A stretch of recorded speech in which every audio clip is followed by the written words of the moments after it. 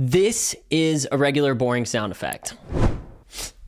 Now this is a tonal sound effect transition.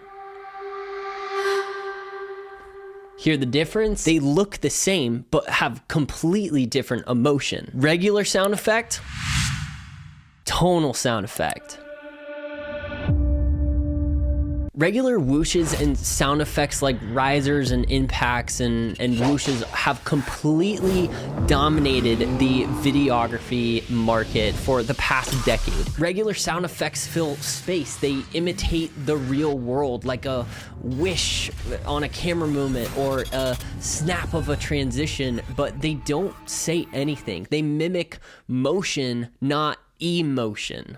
Basically, they're just noise. Simply noise. But there's a new sheriff in town, the tonal sound effect. It's musical, it's key matched, and it gives editors the power to score their own films without leaving their video editing software. Tonal sound effects create emotion, and they come in all 12 keys. So you can blend them with your music, sit in the key, carry the mood forward instead of just breaking it with another song. With tonal sound effects, you're not just adding sound, you're adding a feeling. Watch me transition to a licensed song in 3, 2.